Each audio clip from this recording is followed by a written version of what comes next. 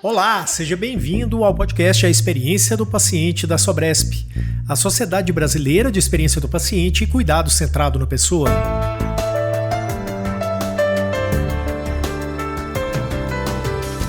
Esta é a 4ª temporada do podcast. Aqui a gente traz convidados diferenciados para falar de melhores práticas, inovações, tendências e os desafios do cuidado humanizado na saúde.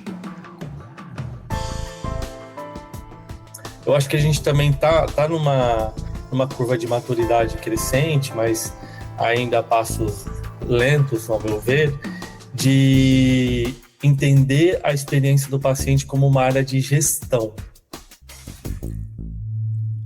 Neste podcast, a Sobresp abre o microfone a um leque especial de convidados para embasar mais e mais o nosso objetivo, que é transformar a experiência de pacientes, familiares e profissionais.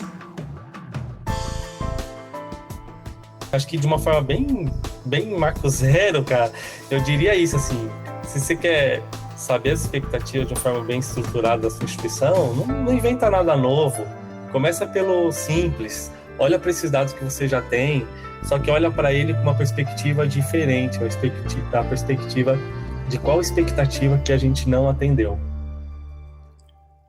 E falando com toda essa gente boa, em prol de um ecossistema de saúde mais eficiente e centrado nas pessoas, estou eu, Túlio Fonseca, que tenho a missão de convidar você a juntar-se a nós e conectar-se a um futuro mais humano na saúde.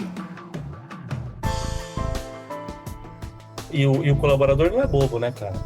Assim, ele fala, pô, você tá me cobrando para eu ser mais empático, para eu escutar, para eu ser mais acolhedor com o paciente, mas ao mesmo tempo, o que está lá na minha meta, que eu sou cobrado no final do mês, é volumetria, não é se eu fui acolhedor. Então acho que a gente vai precisar repensar essas metas setoriais, institucionais. E chegamos ao episódio 50.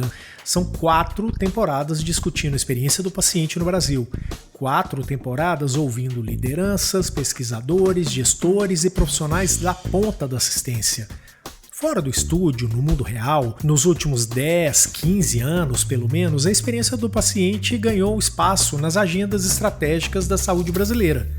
E o desafio agora parece outro: transformar discurso em método, cultura em governança e intenção em prática consistente.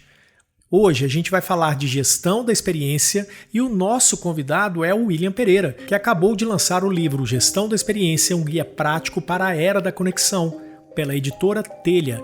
O livro dele é apenas o ponto de partida da nossa conversa hoje. Vem com a gente? Bom, e o que será que as pessoas falam do William quando ele sai da sala? Muito difícil, né, Túlio? Eu espero que coisa boa, né? Espero que... assim, o que eu escuto as pessoas falando é que eu tenho uma capacidade de traduzir o complexo, né? Porque minha formação é administração, então ao longo da minha carreira eu fui trilhando uma carreira muito de analista, sabe, Túlio? E aquela pessoa que de fato analisava o dado, né? Não tinha inteligência artificial, não tinha nenhuma ferramenta que ajudasse a gente nesse ponto. Então eu trabalhava com muito Excel, muito dado, muito indicador. Então eu acho que eu fui treinando o meu cérebro e assim o meu jeito de traduzir o mundo de dados, o mundo de indicador para as pessoas, para as diferentes pessoas. Então, ao longo da minha carreira, eu tive esse perfil, assim, acho que fui treinado para fazer isso. Então, uma coisa que eu escuto é isso, assim, o William consegue traduzir a coisa complexa e falar de uma forma mais simples, né? E eu sempre me provoquei isso. Então, eu escutei já isso e eu espero que as pessoas falam que, né, é uma pessoa colaborativa, mas eu não sei se é real, né? William, seja bem-vindo ao podcast da Sobresp. Aliás, bem-vindo de volta, né? Você esteve com a gente, você e Camila Barcala, em 2023, no episódio 13, mais precisamente, quando a gente falou um pouco sobre gestão, métricas e tudo mais. A gente volta agora, 3 anos depois, para seguir um pouco mais nisso, né? Então seja bem-vindo na Sobresp. E obviamente o podcast da Sobresp obviamente está de portas abertas para você. Na Sobresp é você quem abre as portas para as pessoas, né? E espero que a gente realize uma boa discussão aqui de um tema que é muito legal. Boa, eu também. Tô animado, espero que seja algo prático e que as pessoas tirem lições que elas consigam aplicar no dia seguinte de ouvir esse episódio. Bom, é isso. A gente vai falar um pouco do seu livro e vai falar também sobre as questões que estão em volta dele, né? Em volta do tema que você optou por escrever e tudo mais. A gente sabe que é o primeiro livro que você está lançando e para quem leu já sabe da importância do peso dele e para quem não leu fica a dica, corre lá. Eu queria começar com você te perguntando o seguinte: por que o campo de experiência do paciente no Brasil precisava de um livro sobre gestão da experiência e não apenas sobre experiência? Bom, eu acho que uma coisa que que me provocava muito, né? As pessoas me provocavam muito, que é isso, assim, a gente dava aulas, a gente fazia conteúdo, e aí as pessoas falam, cara, mas vocês organizam isso de uma forma que a gente não encontra, né? Então, acho que quando você começa a olhar para o Brasil, por exemplo, eu lembro, né, Túlio, assim, de conversar com o Marcelo, que foi assim, as pessoas que talvez começaram a estudar a experiência do paciente, né, no Brasil, e o Marcelo falou assim, cara, quando eu comecei a olhar para esse tema, eu tive que ir para fora do país para procurar conteúdo, para estudar, isso não tinha, né? Uhum. E aí, depois, lá em 2018, 2019, a gente começa a abrir a primeira pós-graduação nesse tema no Brasil, e aí outras instituições começam a criar suas pós-graduações, e aí eu via que, assim, de fato a gente começou a estruturar esse tema há pouquíssimo tempo, né, Túlio? Assim, se a gente for ver numa escala maior, assim, a gente tem pouco tempo de conteúdo no Brasil, né? Então, é só a gente olhar os artigos científicos nesse sentido, são mais de fora do Brasil, assim, né? Claro, a Sobresp tá com esse desejo e está fazendo esses estudos aqui, né? Mas, então, quando eu olhava para os conteúdos que tinha nacionalmente falando, eles são muito ricos, mas eles são soltos, né? Então, cada conteúdo fala de uma parte da experiência, né? Então, eu não encontrava nada integrado, assim, que falava, tá bom, gente, mas como que eu integro esses milhares de conceitos que a gente tem aí no Brasil, essas coisas, as ferramentas, né? Então, trabalhando com esse tema e vendo que principalmente dava errado, né? E a gente pode falar disso também, se você quiser, nesse episódio, que deu errado, que deu muita coisa errada, mais errado do que certo.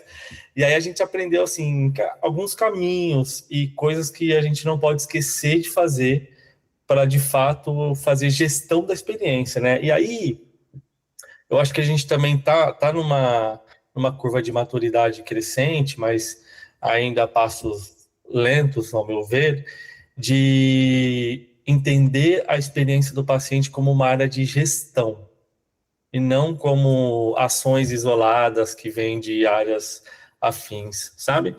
Então, eu falei, bom, então a gente precisa falar de gestão de experiência e não só de experiência do paciente. Então, essa foi um pouco minha provocação, né, quando eu trazia as aulas e quando eu pensei em fazer o livro, né, de tentar trazer uma organização de tudo que já existe,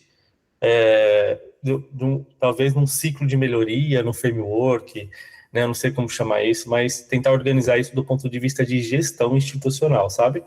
Bom, eu acho que antes de puxar a segunda pergunta do roteiro, então eu queria te provocar nesse sentido, das coisas que deram errado.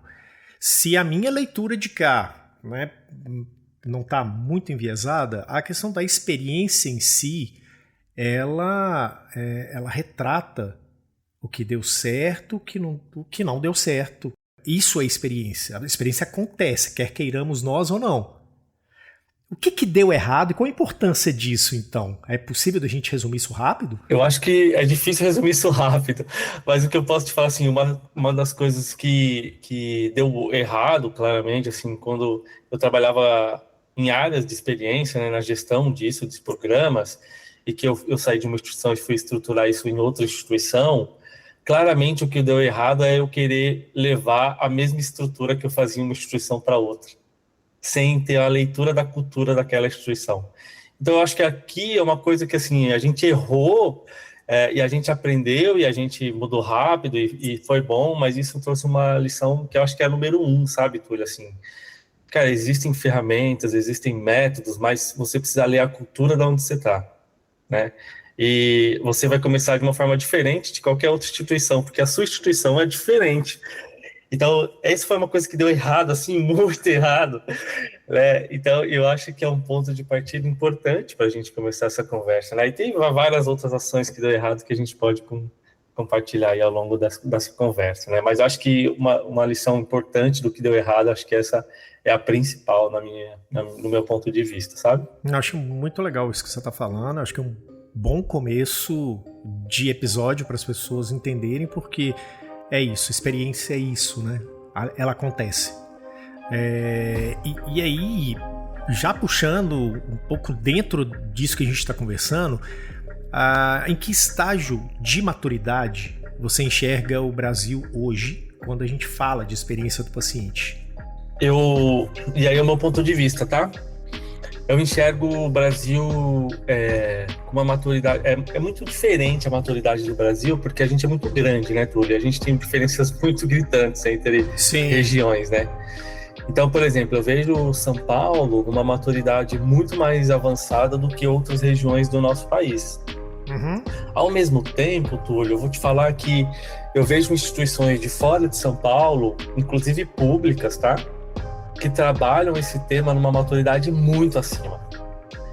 Então, na minha perspectiva, assim, na minha experiência, né, eu estou agora a minha atuação profissional, eu tenho o privilégio de andar pelo Brasil e ver instituições de norte a sul, o que eles estão fazendo, o que eles não estão fazendo. Então, eu vejo, assim, que se a gente olhar, né, principalmente olhando para a parte mais pública ali, a política de humanização que saiu lá em 2003 e que, claro, que ela não tinha algumas questões que a experiência do paciente traz, né, e que a gente sabe também, né, já vou fazer um disclaimer aqui, que a política de humanização, ela foi para um lado, talvez, não sei se politicamente, mas que ela foi negligenciada, né, ela foi considerada como só levar o chocolatinho, cantar o parabéns, levar o cachorro. Sim, e se você lê a política nacional de humanização, ela é muito mais profunda do que isso, ela visa melhorar a comunicação e a relação das pessoas, visa promover aí a autonomia e corresponsabilidade do paciente no cuidado. Então, você vê que as instituições públicas que trabalhavam verdadeiramente a política de humanização, quando elas começaram a olhar para a experiência do paciente, entender que, além daquelas diretrizes, dos dispositivos da política de humanização que eram importantes, tinham outras questões importantes também para olhar, e aí elas incluíram essas perspectivas da experiência dentro da gestão delas, você vê que elas avançaram muito na maturidade, né? Então, eu diria para você que maturidade de experiência no Brasil, assim, se a gente for colocar por região, São Paulo é um polo, né, assim, estado de São Paulo é um polo que está mais avançado, mas eu vejo instituições fora de São Paulo que estão muito avançadas e até mais avançadas do que instituições aqui dentro. Então, acho que a maturidade depende, Túlio, da pessoa que está na instituição trabalhando, sabe? Eu vejo muito isso, assim, que hoje a gente ainda na saúde, ela é muito pessoa dependente, né? Então, assim, se eu sei o que é a experiência do paciente, eu estou numa instituição liderando isso, as pessoas conseguem fazer isso acontecer, considerando a cultura, o tempo e o recurso daquela instituição. Então, acho que a gente ainda está nesse momento, e aí ganhando força, né? Então, a Sobresp está fazendo esse movimento, trazendo mais pessoas para se profissionalizarem, para olharem para esse tema de uma forma mais robusta. Então, eu vejo que a maturidade depende ainda muito da pessoa ou das pessoas que atuam nas instituições, né? Só que é interessante que eu vou te trazer uma coisa, assim, que eu acho que, ao mesmo tempo que eu te digo isso, eu estou te dizendo do ponto de vista de gestão, tá? Porque eu acho que as pessoas que escolhem trabalhar na área da saúde, ela já tem essa questão na veia. Importante. Ela já tem a experiência intrínseca. Então eu vejo o profissional de saúde lá da ponta, o cara não escolhe ser enfermeiro, ser médico, ser fisioterapeuta, porque ele quer ganhar dinheiro. Cara, né, o enfermeiro, o técnico, ele já tem essa questão da humanização, da comunicação, do cuidado, muito forte nele, né? Então, eu acho que a gente tem visto muito isso, assim, que as pessoas que estão lá na ponta, ela tem isso muito nelas, elas gostam de cuidar, e aí, às vezes, o sistema não ajuda ela a entregar a melhor experiência lá na ponta, sabe? Então, acho que a saúde tem essa complexidade atípica, que eu acho que só a saúde tem. Então, eu acho que essa é uma pergunta complexa de maturidade, mas eu caminho, na minha cabeça, caminha por várias vertentes aqui. Então, se eu puder te dizer, acho que é por aí. E foi interessante que ano passado a Sobresp realizou a primeira jornada brasileira online, inclusive, e a gente pôde ver um pouco disso, né? A gente reuniu várias regiões, várias visões e um pouco disso que você falou, um pouco das lideranças que realmente levam à frente a experiência institucionalizada ou não em vários cantos do país. E a gente viu isso muito real. Né? Como é que essa coisa desponta e de forma não linear, né? De forma muito ainda inconsistente e tal, mas de forma muito importante. Eu acho que isso ficou registrado pra gente ano passado, né? É muito bom, e eu acho que é isso, assim, as pessoas puderem ter acesso a esse conteúdo, acho que devem revê-lo, né? Porque aquele conteúdo tá muito rico, né? Assim, então acho que eu sempre revisito os conteúdos da Sobresp, eu falo, gente, como... E parece que não fica desatualizado, né, tudo. Exatamente, assim. Exatamente. Conteúdos lá de trás, parece que não fica... Fala, gente, quanto conteúdo legal tem aqui e a gente não pode parar de revisitá-las, né? Mesmo de 2003, 2002, então... É sem dúvida muito interessante isso. Agora é o seguinte, a gente está tratando de experiência como intenção cultural, ou a gente já pode falar como sistema organizacional mais estruturado? O que você acha? Eu acho que na grande maioria é como intenção cultural. Tá? E aí, por quê? Eu acho que isso, inclusive, é um pouco do que você traz no livro. É isso. Esse é o desafio que você traz no livro, né? É isso. Então, acho que transformar nisso de forma sistemática é a grande oportunidade. Eu acho que é o momento até que a gente está vivendo agora, sabe, Túlio? Uhum. Que até hoje, assim, eu vejo as pessoas com muita intenção, de verdade, de cuidar do paciente. Porque é aquilo que eu falei, né? Acho que ninguém acorda que trabalha da saúde pensando em fazer um trabalho ruim, pensando em destratar alguém, né? As pessoas têm já esse jeito genuíno, né?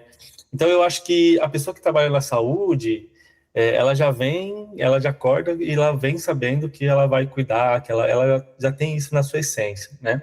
E eu acho que a diferença é que é isso, assim, para a gente mostrar, porque uma instituição de saúde, ela também precisa ser sustentável, né? Uhum. Então não adianta a gente só ter intenção se a gente não criar estruturas e sistemas que mostrem para a grande liderança, né, para os grandes líderes, que olhar para esse tema de forma estruturado, ele é, inclusive financeiramente, vantajoso, né? Então, eu acho que isso é importante, sim, e você só consegue provar isso se você olhar para essa área de experiência de uma forma sistemática. Né, de uma forma com método, com estrutura, olhando mesmo com ponto de vista de gestão, né? Uhum. Então, eu acho que as instituições, eu vejo, elas estão indo para essa transição, elas trabalham muito na intenção cultural e elas têm ações isoladas não é que é uma só ou duas, mas isoladas que é pulverizadas, talvez seja a melhor palavra. Exatamente. Né? Então, as instituições têm ações pulverizadas e que elas não fazem gestão de tudo isso. Então, eu acho que agora um desafio das instituições que eu estou vendo é elas organizarem essas ações pulverizadas e trazerem isso como um sistema de gestão. E aí eu acho que você precisa aprender com quem já fez isso, né? Isso, e aí que acho que isso ganha velocidade, ganha tração, e você vai errar menos, provavelmente, porque tem pessoas que já erraram antes do que você. Então, eu acho que nesse momento a gente tem mais intenção e tem algumas instituições se organizando do ponto de vista de sistema, né? Sistematizando essa área, né? E aí, o que eu acho importante falar nesse ponto aqui, Túlio, não me alongando muito, porque eu sou uma pessoa mais da prática, Mas, assim, quando eu falo do ponto de vista de sistematização, eu não quero falar de burocratização, né? Uhum, Então a uhum. gente não tem que entender isso, né? Que assim, na verdade, eu não estou falando da gente criar sistemas complexos e que vai burocratizar e vai trazer mais lentidão para tomada de decisão. Na verdade, eu estou falando que uma instituição de saúde ela nasce para cuidar das pessoas, da saúde das pessoas, né? E quando ela se propõe a fazer isso e ela ouve essas pessoas que são cuidadas e coloca verdadeiramente elas no centro da estratégia institucional, por exemplo, a gente sabe que isso tem ganhos né, inimagináveis, né? Quando Uhum. eu e o Marcelo, a gente saiu da instituição de saúde, a gente resolveu empreender, Túlio, foi muito nessa vertente, assim, a gente olhava os resultados que trazia, a gente falava, putz, isso não pode ficar só nessas instituições, isso tem que estar em mais instituições do Brasil, e aí por isso que a gente tomou essa decisão de empreender, sabe? Então, eu acho que isso sempre teve muito na minha vontade, na minha inquietude de, putz, isso aqui gera tanto resultado para todo mundo, cara.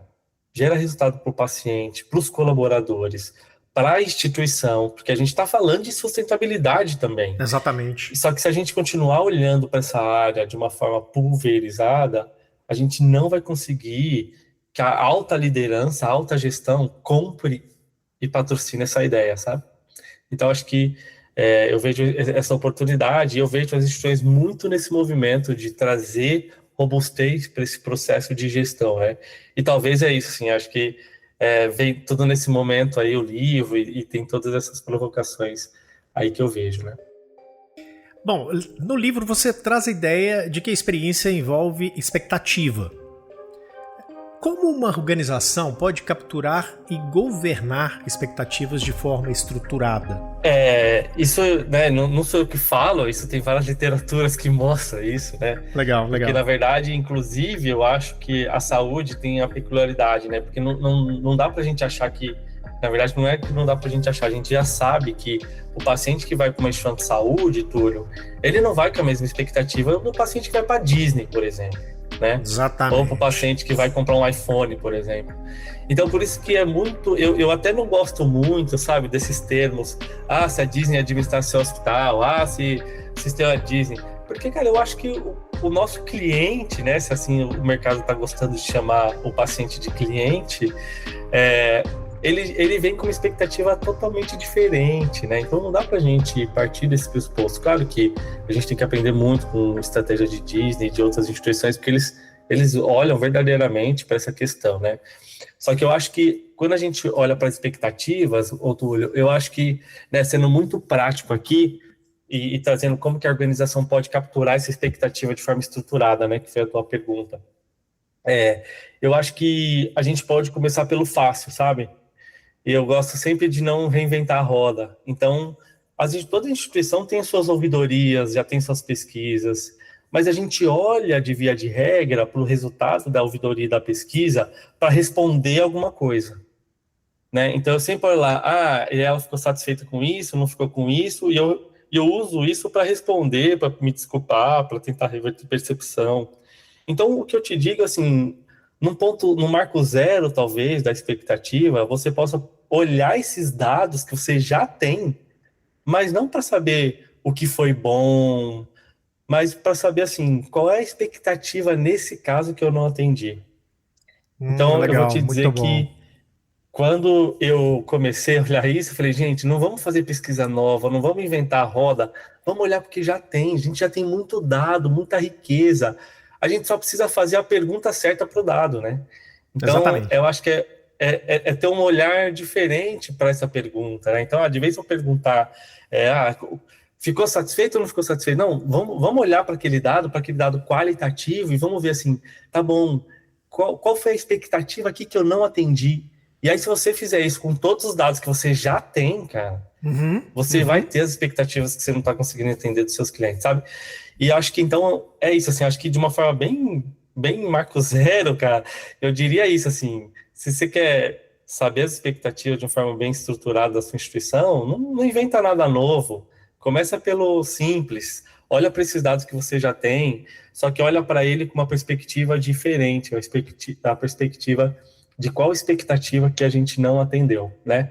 E aí, claro, no avançar da linha do tempo disso, se você quer trazer mais robustez para esse processo, aí você pode incluir perguntas, por exemplo, na pesquisa, eu atendi as suas expectativas, né? Ou você pode usar outras metodologias que eu explico lá no livro, né? O modelo Cano, mas aí você vai fazer intervenções novas, sabe, Túlio? E eu acho que sempre quando você for fazer uma intervenção nova, isso tem que ser muito bem pensado e estruturado antes da intervenção acontecer, né? Então eu acho que um marco rápido, um jeito rápido de fazer isso é olhar para os dados que as instituições já têm. E que eu acho que as instituições usam pouco o dado que tem. Bom, e eu queria pegar uma carona nisso que você está falando, usando algumas coisinhas que você está falando que eu acho que são importantes para a gente. Eu começo como marco. A gente está falando hoje no episódio 50 da Sobresp. Né? Isso é um marco para a gente com relação à consistência, insistência, né? E a capacidade de aprofundar em temas e de expandir também a questão dos temas. Aproveitando o que a gente já tem de conteúdo, o que a gente já explorou com relação à experiência do paciente no Brasil nesses 3 anos, a gente pode ver sobre vários processos e várias visões, tudo isso que eu gostaria de te perguntar agora. Eu quero falar sobre pessoas, processos e ambiente. E se a gente for pensar em 50 episódios, a gente já falou muito sobre isso em diversas nuances, diversos prismas e tudo mais. E aí é o seguinte, na prática, qual desses 3 pilares, pessoas, processos e ambiente, costuma ser mais negligenciado?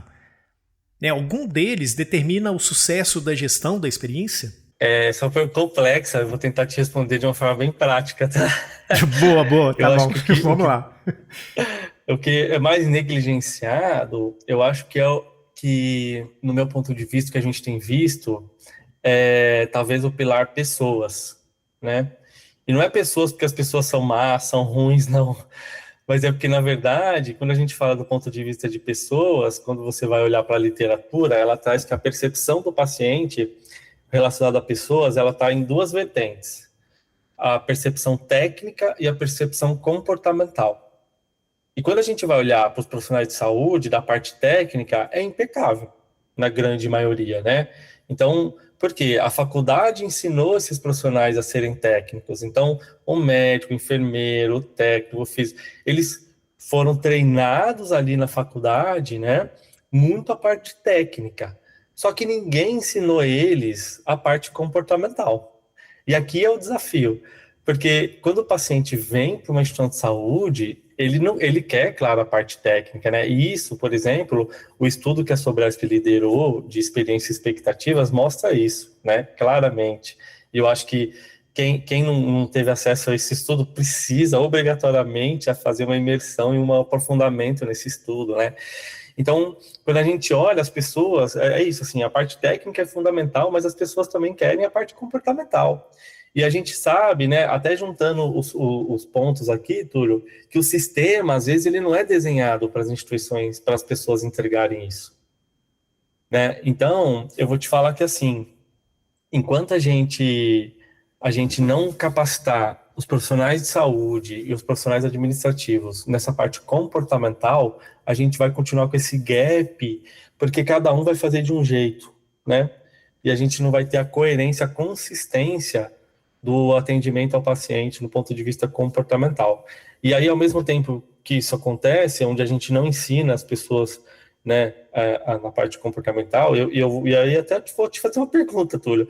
Eu, por exemplo, na minha trajetória profissional, na minha faculdade, eu não aprendi a me comunicar. Eu fui aprendendo com a vida, né?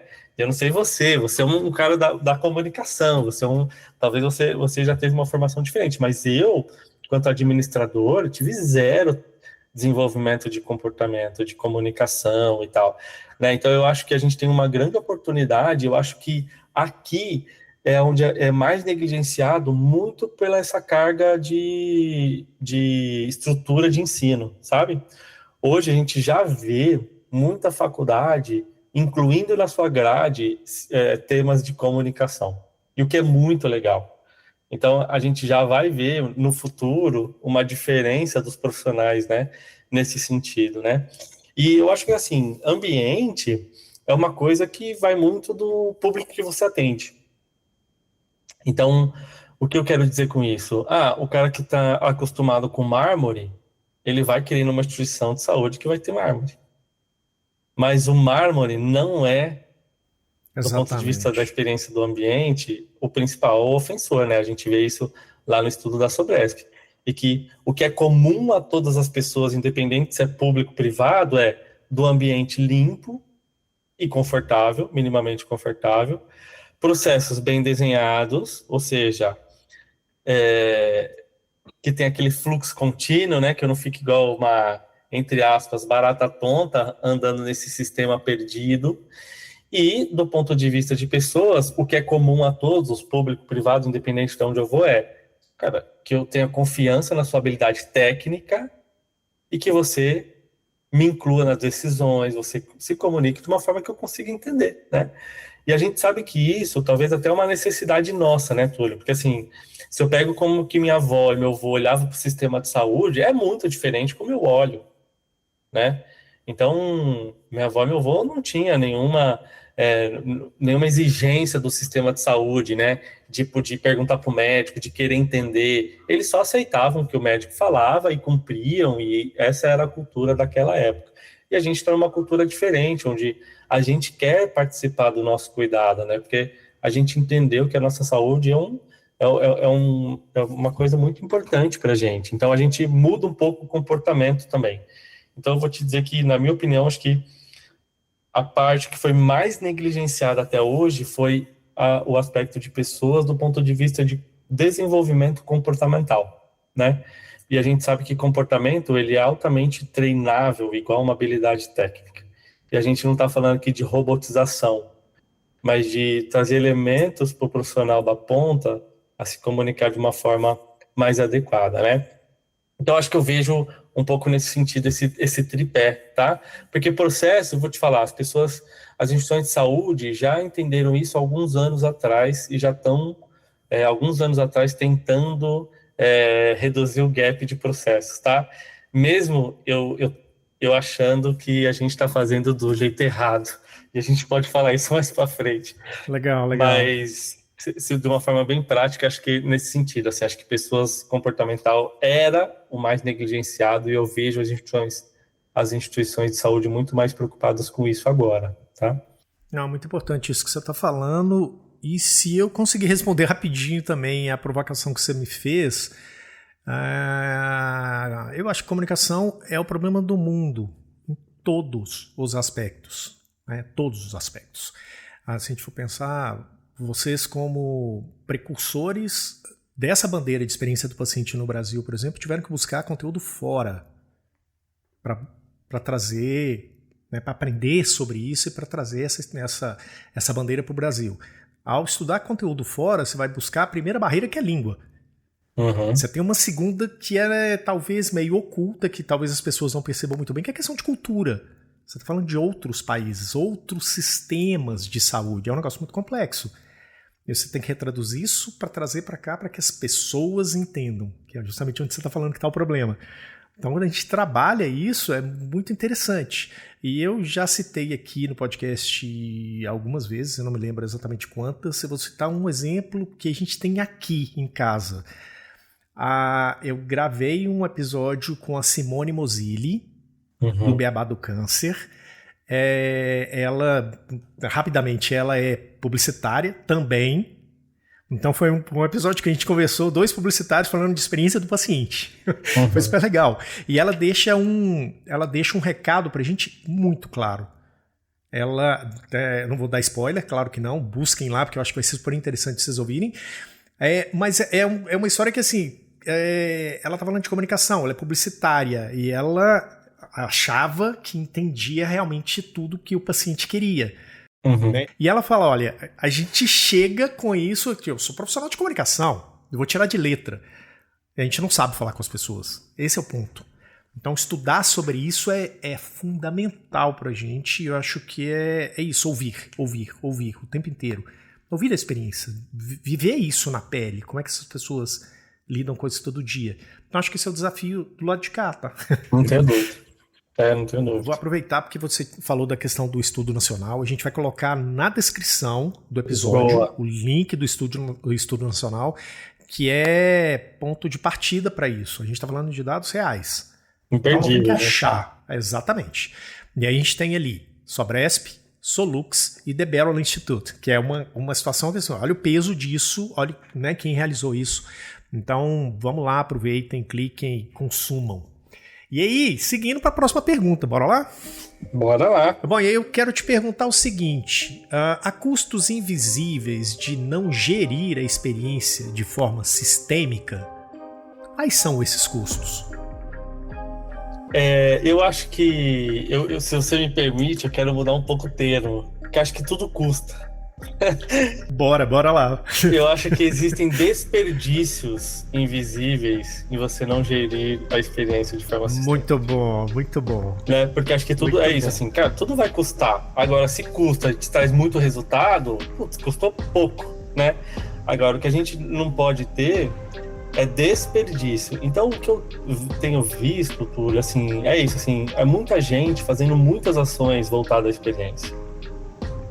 E aí, se a gente não traz isso de forma sistêmica, primeiro que você não consegue dar visibilidade para a autogestão de tudo que está sendo feito.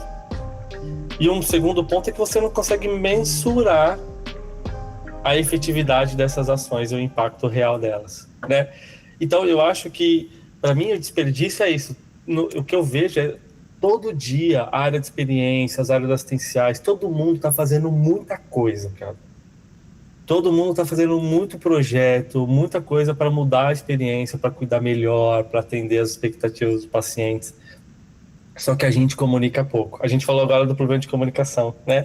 Então, acho exatamente. que é isso. Assim, o que eu vejo, as instituições, né, os profissionais de saúde fazem muita coisa e comunicam pouco. Por quê? Porque não existe algo sistematizado, de novo, né? Talvez batendo nessa tecla de novo aqui, até de uma forma mais chata, mas se você não faz isso de forma sistematizada, você não consegue mostrar resultado, gente. E aí, se você não consegue mostrar resultado para alta liderança, muitas vezes quem está lá em cima, e que às vezes sim, está olhando só para o Excel,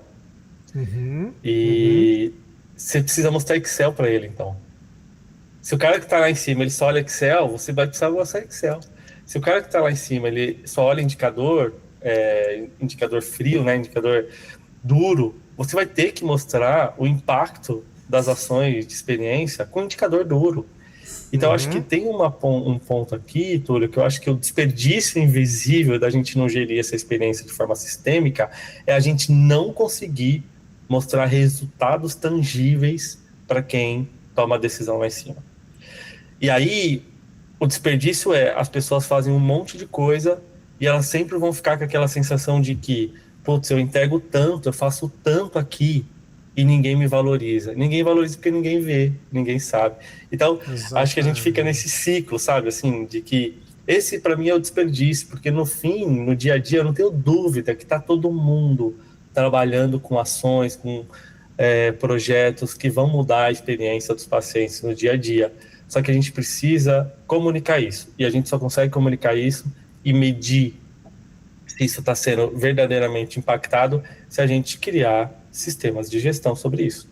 Então, para mim, esse é o maior desperdício que eu vejo dentro dessa coisa de não medir de forma sistêmica, tá? E aí, aqui vai uma pergunta bem, assim, talvez provocativa, Túlio. Faz sentido eu medir NPS se a taxa de cancelamento, o famoso churn, né, ou seja, está alto também? Então, olha só que curioso. Então, as áreas de experiência só olham para NPS, CSAT, EDCAPS, e que faz sentido, tá tudo bem. Mas eu acho que a gente precisa começar a olhar para esses outros indicadores que também são importantes para a experiência. Porque não adianta a gente estar com o NPS altíssimo, nossa, legal, bateu uma meta do NPS. Tá bom, mas a gente tem um monte de paciente deixando de ser nosso paciente. Né? Então, será que esse NPS reflete verdadeiramente a experiência. Então aqui eu deixo essa provocação, assim, porque eu vou trazer só um caso aqui muito tangível para a gente, tá? Olhar um pouco para isso, porque acho que é interessante a gente falar disso. Em uma instituição que a gente foi fazer um projeto, Túlio, tinha lá, a instituição tinha pesquisa, media NPS, tudo o que tem, né? Tinha ouvidoria, tinha pesquisas, tinha EdCaps, tinha todas as estratégias que a maioria das instituições usam hoje, né? E aí a gente foi fazer um aprofundamento no pronto atendimento, sabe? E a gente foi olhar para aqueles dados que eu te falei, que já tem. E a gente começou a usar também um pouco de estatística nisso, e fazer correlações, tal, das etapas. E sabe o que a gente descobriu, Túlio? Que a grande expectativa do paciente numa jornada de pronto atendimento eram 5. Todas elas relacionadas ao atendimento médico. Sério? Então, olha só, no pronto atendimento, a expectativa dele era que espera para o primeiro atendimento do médico, percepção de qualidade técnica do médico, comunicação do médico e reavaliação do médico, tempo de reavaliação do médico. E uma quinta era as informações serem passadas de forma clara pelo médico. Então você vê que... E aí quando a gente foi para os indicadores operacionais de processo, a gente viu que, bom, então esses são as 5 etapas de maior expectativa do paciente quando ele vem para esse pronto atendimento. Sim. E por quê? Porque ele sabe, a gente sabe quanto população, que quando a gente vai no pronto atendimento, qual é a etapa da jornada que vai resolver o nosso problema, Túlio? É a parte do médico. É a parte do médico. Sim. A recepção não me interessa. Não. A triagem não me interessa. Tá certo? Assim, é o médico que vai resolver, vai tirar minha dor, é o médico que vai dar conduta, é o médico que vai... Então, a etapa de expectativa desse paciente no pronto atendimento era o médico. E aí, qual é o indicador que entrou para a gestão da experiência? Tempo de espera de primeiro atendimento do médico e tempo de reavaliação médica. Por quê? Isso é a alta expectativa do paciente. Então você vê que aí eu começo a entender que indicadores de experiência, ele é muito mais do que CSAT, do que NPS. Ele precisa ser os indicadores operacionais que estão ligados à expectativa do paciente.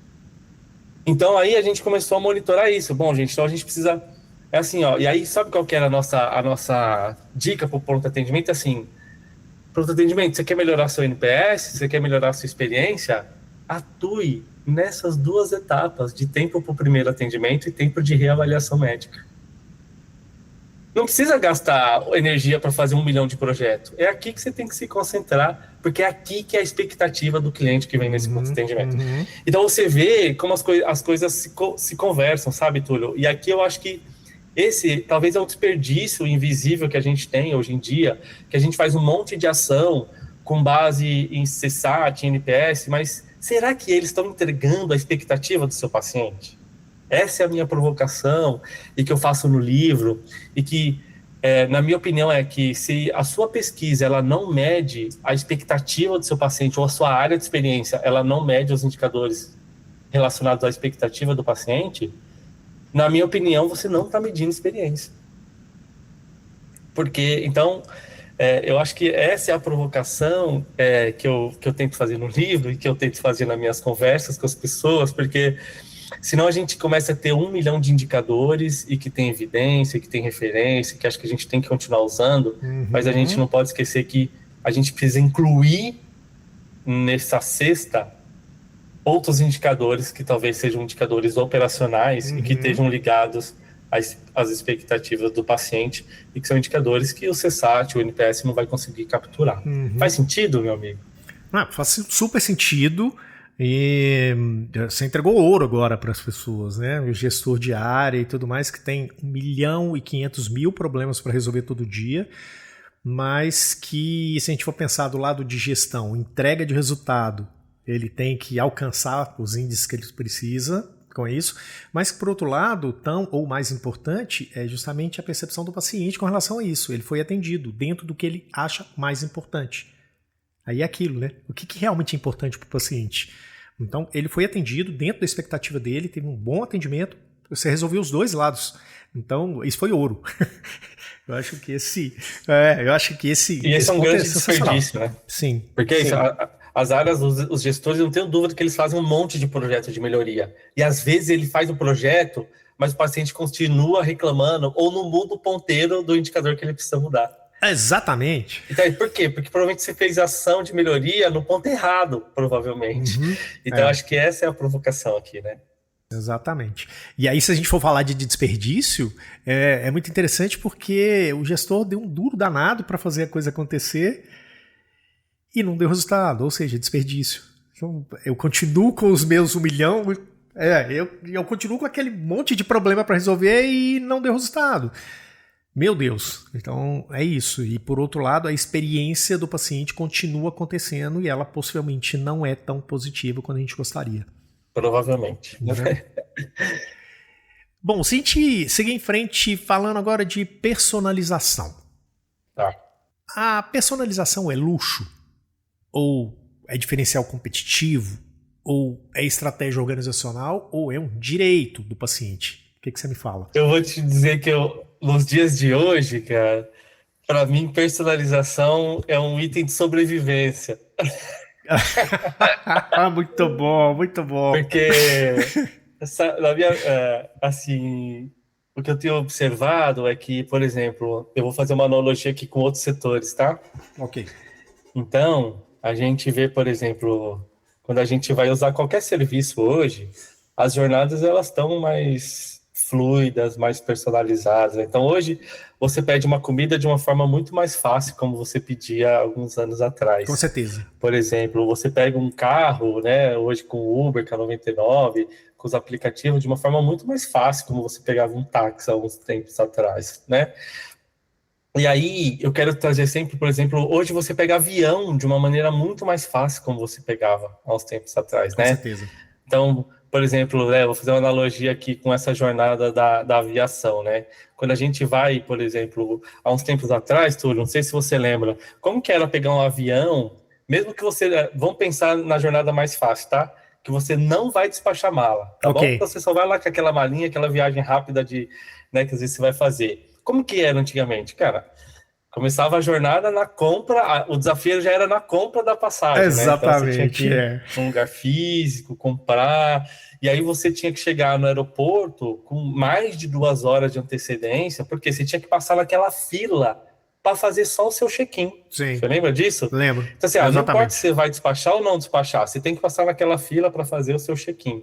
E aí depois você ia pro raio-x e toda aquela parte burocrática. Como que é hoje, meu amigo, para você pegar um avião, né? Se você não vai despachar. Então, assim, você compra online, você faz o seu check-in indo para o aeroporto, você chega com 1 hora ou menos de antecedência do voo, você já vai pro raio-x direto. Você já faz seu check-in online, você tem o QR Code, você já abre ali, já entra na parte do embarque, e você já senta para pegar o seu avião. Exatamente. Então, olha só a analogia que eu quero te trazer. E o paciente, por exemplo, recorrente da instituição que vem fazer um exame, por exemplo. A gente já sabe que você é o Túlio, que você vem aqui todo mês, eu já tenho seu cadastro, eu já tenho toda a sua ficha. Sabe o que eu faço com você? Toda vez que você vem aqui, eu te trato como um novo paciente. Te coloco na fila de novo. Cara, então assim, ó, então, você sabe que, por isso que eu brinquei com você, mas para mim personalização é um item de sobrevivência das instituições de saúde, porque assim, a população, a gente está vivendo serviços fora da saúde muito personalizados.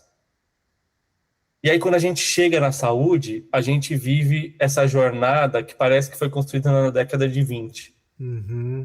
Né? Exatamente. Então, eu até faço uma brincadeira, Túlio, que assim, eu acho que a gente não pegou a tecnologia e repensou a jornada com essa tecnologia, né? Como fizeram essas instituições que eu trouxe aqui. Então, se você pegar a aviação, por exemplo, ela não pegou a jornada antiga e só digitalizou. Ela repensou a jornada dessa pessoa que vai pegar um avião sem despachar mala. Agora, o que a gente faz na saúde não é isso. A gente pega aquela jornada construída lá na década de 20... E aí, com o advindo da tecnologia, a gente digitaliza essa jornada antiga. Então, você vê a área de recepção indo atrás do sistema, de tecnologia, para atender os processos da recepção. Aí você vê a equipe médica indo atrás de tecnologia e sistemas para resolver o problema do médico. E aí depois, quando tudo isso está implantado, esses sistemas não se conversam. Exatamente. Então, o que eu vejo para a área da saúde é que a gente não repensa a jornada com esse mundo de tecnologia que a gente tem. A gente só digitaliza o que já está pronto, cara. E a gente ainda trabalha muito em silos na saúde, sabe? Então, eu vejo a saúde ainda muito trabalhando em silos. É a recepção, olhando para os processos dela, é a triagem, olhando para os dela, é a equipe assistencial, olhando para os dela, e ninguém olha para a jornada do paciente e repensa essa jornada do ponto de vista de processo, de tecnologia, para facilitar isso, né? Então, eu acho que eu fiz a brincadeira do item de sobrevivência, porque, cara, a gente vive fora da saúde um mundo personalizado, um mundo mais digital, né, que as pessoas chamam hoje, que assim, é isso, essa conectividade entre o mundo físico e o digital, né? Então, isso está muito presente em muitas jornadas que a gente vive fora da saúde. E aí, quando a gente entra na saúde, a gente vê essas jornadas antigas. Então, eu acho que, agora respondendo a sua pergunta de forma mais objetiva, eu acho que trabalhar a personalização e o redesenho dessas jornadas, ela é uma estratégia organizacional e vai se tornar um diferencial competitivo para quem começar isso primeiro. Bom, você falou das jornadas antigas, né, quase que pré-históricas que a gente tem ali, 1920 e tudo mais, e eu quero buscar uma jornada hiperfuturista, tá? Com um desafio com relação à questão de inteligência artificial e futuro.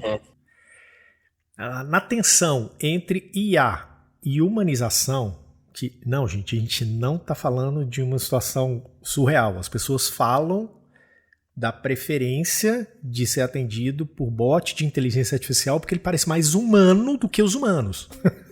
Esse é um ponto extremamente interessante dessa jornada, né? Então, William, o que você vê como avanço e o que você vê como risco para a experiência neste cenário inteligência artificial e futuro? Tá, eu vou responder o que eu vejo de risco, porque acho que essa vai ser uma resposta mais rápida.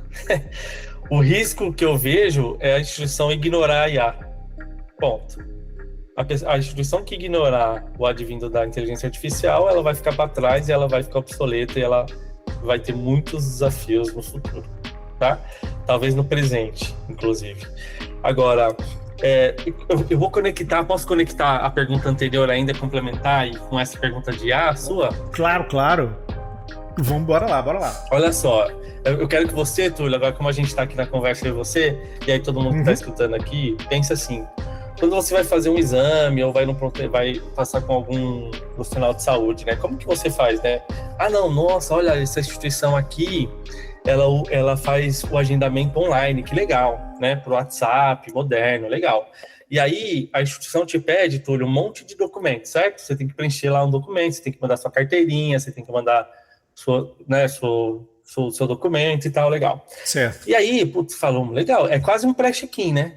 Puta, legal, a coisa tá funcionando digital. Então a gente cria essa expectativa, sim, tá certo? Sim. E aí você acha que tem uma IA ali por trás fazendo a coisa acontecer. E a gente sabe que por trás tem humanos, né? E tá tudo bem, isso também, né? E aí, quando você chega lá na instituição, que você é chamado na recepção, sabe o que acontece, Túlio? Ela te pede as mesmas informações que você já passou no agendamento. Tudo de novo. É assim, não é? Então, e aí a pergunta que fica para o usuário é assim, cara, mas por que você me pediu tudo isso lá, então? Exatamente. Então aqui é o que eu te trago assim, cara, a gente não repensa a jornada, e eu acho que a IA vai trazer esse benefício no ponto de vista da jornada, né? Ela vai trazer mais dinamismo, mais personalização, para essa parte mais burocrática, né? Só que eu acho que o principal benefício da IA, para mim, na saúde, claro que sem olhar para o diagnóstico, né, que a gente já tem vários cases aí, vários casos mostrando que como a IA está contribuindo na visualização de exames de imagem, né? Isso acho que a gente vai ganhar, porque de fato o humano não tem como a gente competir do ponto de vista de processamento de dados com uma máquina. Sim. Tá certo?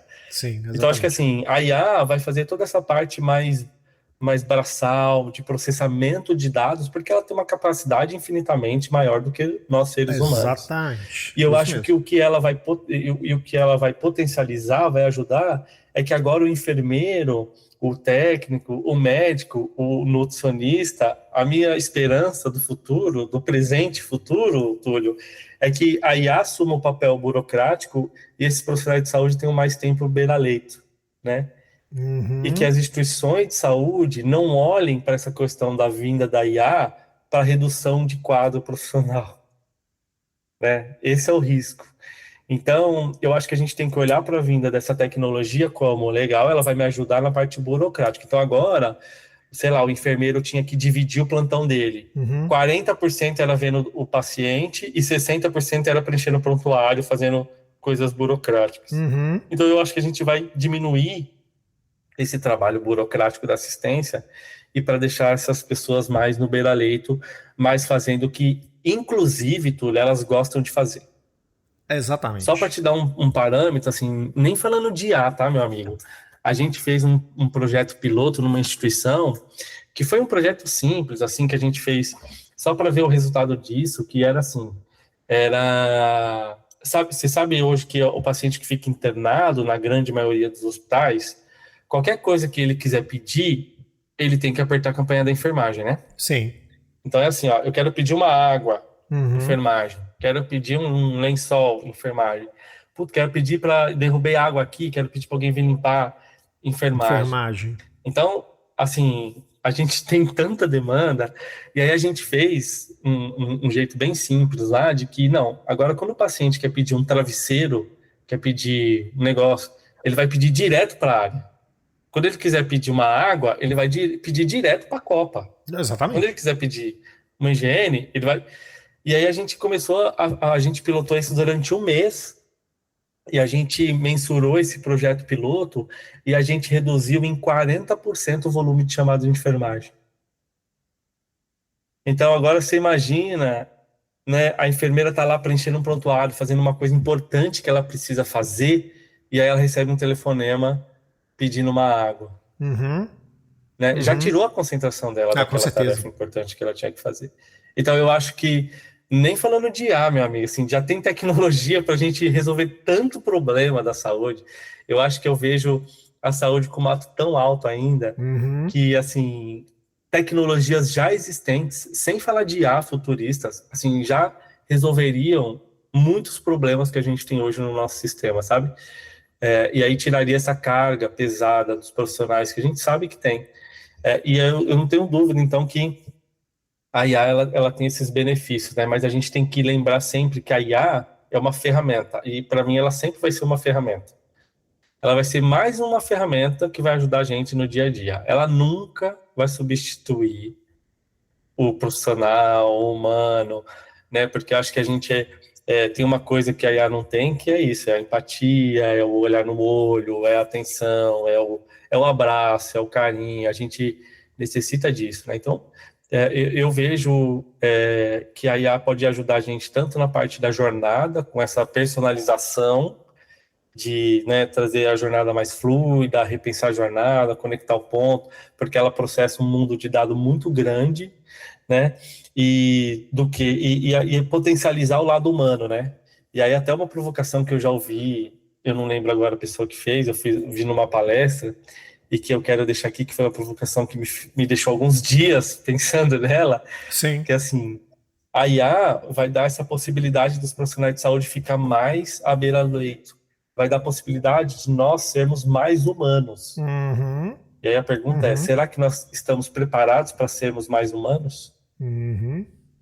Ou será que hoje a gente se esconde atrás da tecnologia para nos blindar, né? Então eu fiquei muitos dias pensando nisso, incomodado com essa pergunta, sabe? Porque é isso, ela vai potencializar muita coisa do cuidado, mas ela também vai trazer à tona que o profissional que hoje está adoecido, e que não são poucos profissionais, quando ele ficar mais tempo com o paciente vai perceber que ele está adoecido. E aí, então, acho que as instituições vão ter que começar a cuidar de uma maneira mais importante desses colaboradores, sabe?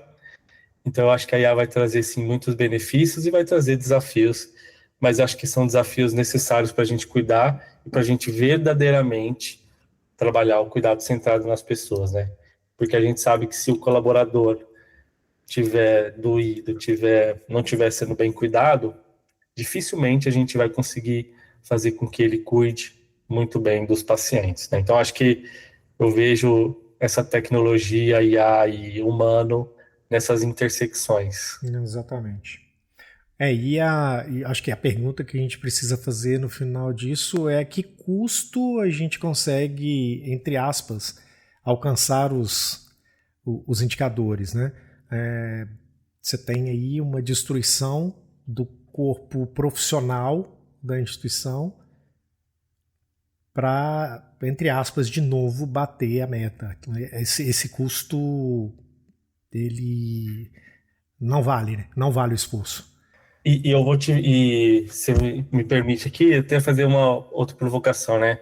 Se, por exemplo, eu vou olhar para uma área de atendimento, tá? Ok. Sei lá, um call center, uma área de atendimento.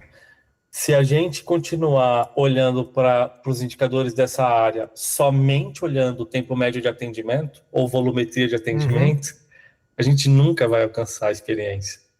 Porque a gente cobra aquela pessoa que entrega lá na ponta resultados diferentes da experiência. Exatamente. Então, se a gestão continuar assim, não, ó, o indicador dessa área é tempo médio de atendimento, é volume. Ó, Túlio, você atendeu só 200 esse mês. A média das pessoas atende 270. Você tem que melhorar sua performance. Ok.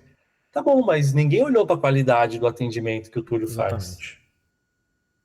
Né? Então, eu acho que aqui entra essa coisa também, assim, a gente vai precisar mudar um pouco, cara, a visão que a gente tem para essas metas até. Será que as metas, elas estão coerentes ao que a gente quer entregar? Porque eu vejo um monte de instituição. Não, o paciente está no centro da nossa estratégia. Aí eu falo assim, tá bom, qual é o indicador da sua área de atendimento? Tempo médio de atendimento, volumetria. Eu falo, não, legal, esses indicadores são importantes, mas qual mais? Não. Então você vê que são só indicadores de processo. E aí então existe sim essa incoerência hoje de uma forma generalizada, tá? Então, e o colaborador não é bobo, né, cara? Assim, ele fala, pô, você tá me cobrando para eu ser mais empático, para eu escutar, para eu né, ser mais acolhedor com o paciente, mas ao mesmo tempo, o que tá lá na minha meta, o que eu sou cobrado no final do mês, é volumetria. Sim. Não é se eu fui acolhedor. Então, acho que a gente vai precisar repensar essas metas setoriais, institucionais, para que esse futuro com IA, com a potencialidade do humano, seja possível também, né? Boa. Bora para a pergunta final? Bora! Bom, se você tivesse começado hoje a construir essa agenda no Brasil, o que você faria diferente e o que você manteria como essencial? Putz. Difícil essa, hein? Boa. Olha só, me pegou de calça curta, né? Como diria meu avô. Vou te falar assim, o que eu mudaria cara, eu acho que nada, sabia? Assim, eu acho que eu me entreguei para esse tema e uma coisa que eu sempre tive muito claro, Túlio, é que que esse tema nada é escrito em pedra, cara. Então eu sempre tive isso, eu continuo acreditando nisso, sabe? Que assim, o livro que eu escrevi, ele tenta trazer uma sistematização da coisa. Mas eu tenho certeza que não é o único jeito de sistematizar a coisa. Aquele é um jeito que eu fiz, que eu aprendi, que eu vi que dá resultado, mas devem ter outros jeitos de sistematizar essa coisa. Então, talvez respondendo assim, o que eu manteria é esse pensamento de que as coisas não precisam ser escritas em pedra. Claro, você precisa usar metodologia, você precisa usar ferramenta validada, você precisa usar método, isso não tenho dúvida. Só que eu acho que o método, a ferramenta, ela tem que te ajudar a te entregar o bom resultado para o seu paciente. Né? E não, eu estou aplicando esse método porque ele é o melhor. Tá bom, mas ele não está entregando o resultado, você vai continuar aplicando desse jeito. Então, eu sempre tive essa mentalidade, eu continuo tendo ela, e eu acho que isso eu manteria, né? E eu acho que eu manteria essa coisa de trazer mais pessoas, porque eu não tenho dúvida que quem entrega no final do dia a experiência é a equipe lá da ponta assistencial, que está lá apanhando todo dia. Sim. Né? E eu acho que o nosso papel, quanto gestores, e aqui eu me incluo nesse papel, é facilitar o trabalho dessas pessoas do dia a dia. Né? Então, eu acho que é isso, quando você traz sistema para a coisa, você acaba trazendo coerência até para o seu discurso, né? Então, assim, ó, gente, não precisamos fazer 10 projetos, vamos fazer só esse aqui, ó. Eu sei que vocês estão cheios de coisa aí para fazer no dia a dia, né? Okay. Porque esse aqui vai entregar maior resultado para a gente. Isso eu sempre tive essa mentalidade do construir com as pessoas, sabe? Então, acho que isso eu manteria. E eu não sei se eu mudaria alguma coisa, e provavelmente eu vou pensar nisso esses próximos dias. E se eu mudar de ideia, eu vou fazer um post, vou marcar a Sobresp para mostrar o que eu mudaria. Boa. Mas, assim, cara, eu pensando hoje, assim, eu não sei se eu mudaria muita coisa, porque eu acho que eu fui muito pelo que eu acredito, sabe? Pela minha essência, pelo que eu tenho de valores, assim, de colaboração, de que cada um entrega uma coisa e que ninguém é dono da verdade, né?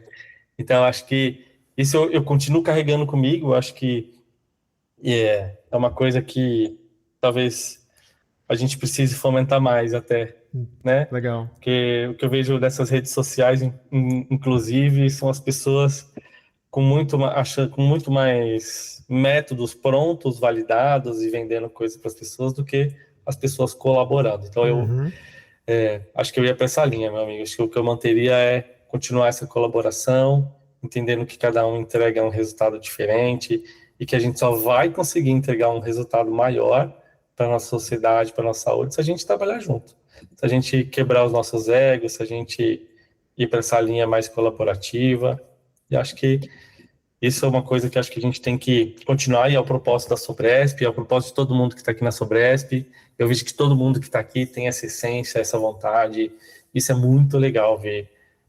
A gente juntando pessoas que estavam lá na sua instituição, talvez levantando a bandeirinha sozinha. Isoladamente. Né? E aí agora ela está dentro dessa comunidade que ela achou as pessoas que levantam essa bandeirinha também junto com ela, né? Então acho que isso é importante.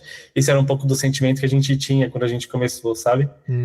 Cara, a gente está aqui sozinho, isolado, levantando essa bandeira, ninguém escuta a gente. Exatamente. Então acho que essa comunidade mostra que a gente tem mais força juntos, né? É isso aí.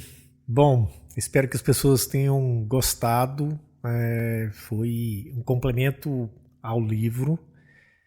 Vai fazer muito sentido para as pessoas que lerem o livro e, obviamente, vai fazer sentido isolado também. Mas eu acho que realmente é um pacote, né? Um complemento bem consistente de tudo que a gente falou. Tá aqui como é que eu posso falar? Tá aqui um esquema de como tem sido a experiência do paciente no Brasil ao longo desses últimos, 10, 15 anos. Pelo menos de forma estruturada, né? E é isso. Eu quero te agradecer muito por estar com a gente aqui, por ter dividido essa parte do seu tempo com a gente, passando essa experiência, passando esses pontos, para que isso? A gente coloque mais um tijolinho na parede da experiência do paciente, para a gente siga construindo isso. Te agradecer muito e espero que a gente volte a se encontrar de novo, não daqui a 3 anos, né? Mas que a gente volte a falar sobre coisas legais aqui no podcast em breve. Não, sem dúvida. Obrigado. Eu que queria te agradecer pelo convite, sim, pela oportunidade de gravar de novo, né? E a gente vai se ver em breve ali no Congresso da Sobresp. Já aproveito aqui, né, para fazer esse merchan. Então, muito bom. Isso. Vou estar lá presencialmente, sim. Túlio, então a gente com certeza vai se ver muito em breve antes dos 3 anos, meu amigo, presencialmente lá. E que é mais gostoso presencialmente, né? A gente com certeza gosta desse contato. Então, acho que pelo menos em agosto ali a gente garante esse encontro e mais papos como esse, né? Espero que tenha sido proveitoso E como eu falei um pouco com o Túlio aqui antes da gravação, né? Que assim, cara, eu sou o cara mais da prática, né? Eu não sou muito o teórico, apesar de gostar do método, de gostar da ciência, né? Então eu espero que esse episódio tenha sido isso, né, Túlio? Assim, que as pessoas... Se as pessoas levaram alguma coisa pro dia a dia delas amanhã, eu já fico feliz de ter participado aqui desse episódio com você. Então, obrigado por essa oportunidade. Sempre que precisar, você sabe que eu tô por aqui. É isso. Muito obrigado. Valeu. Valeu.